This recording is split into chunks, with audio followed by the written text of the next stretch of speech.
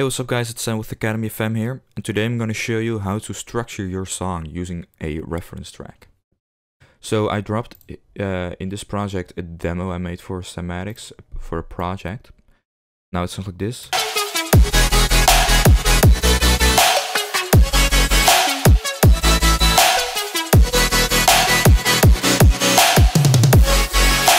I'm sure some of you recognize this. So yeah, let's get started. So the first thing I like to do when I get a reference track in Ableton is sync it up to the BPM. So the way I do it is I find the first kick of the drop. So that's here.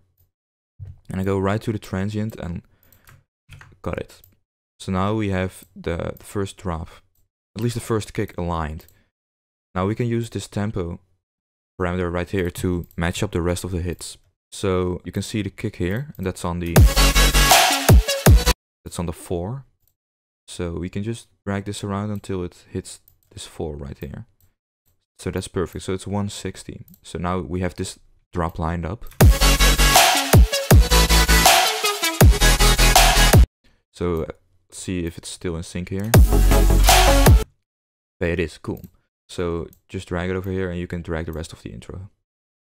So a lot of MP3 files or WAV files add this little silence at the beginning. You can cut that out and you can just drag it over here. I like to start it with a little bit of leeway. So not at the 1, but like for example at 9. So now we have this synced up. I always warp it, and now you can change the tempo and it will still be in sync. Now it won't sound as good as it is on the original tempo, but if your project, for example, is on just a slightly different tempo, I suggest you warp it. So now what I do is I start making locators. So I add a locator here and I do intro. So that's the intro track. Okay, so the build starts here. And we have this little section in between the intro and the build. I like to call it the verse. Now, not every song will have an intro or a build or a verse, but a lot of songs will. Especially future bass or trap or dubstep. They will definitely have an intro, a verse section, and a build section. Now, most of the tracks, at least EDM tracks, are often in sections of 8 or 16 bars.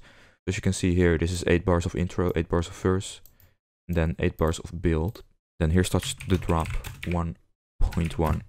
So the 1.1 stands for the first drop, first section. Now, because we have separated this into 8 bars each, I'm going to separate this too in 8 bars.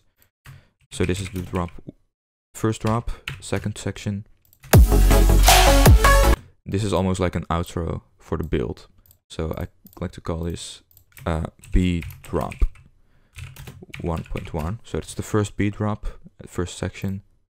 And this is then the B drop 1.2, the second section of the first B drop. And then we go into breakdown. So that's the breakdown, first breakdown 1.1. I don't know if there's, the build starts here again. So this is build 2. Let's actually rename this build to build 1, the first build and the second build. And let's rename this to verse 1. So the verse starts here again because it's the same.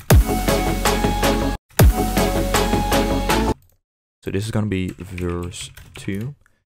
This here is going to be the second part of the first breakdown.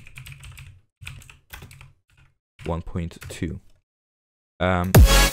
I'm guessing this is the same structure as the first drop.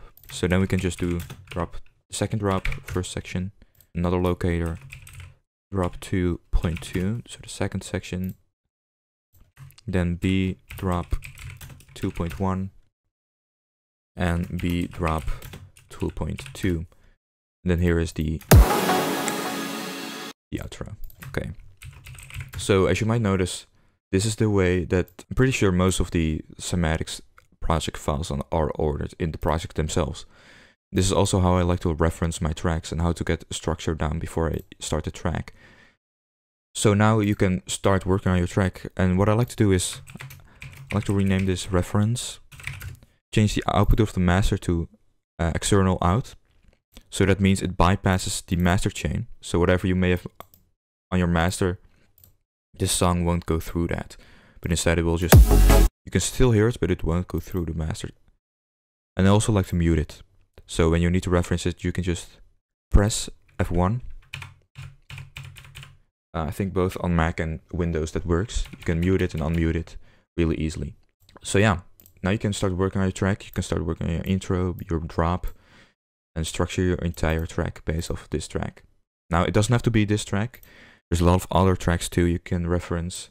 But most tracks will have an intro section, a drop, a breakdown, a second drop, and an outro. At least most of the tracks I know.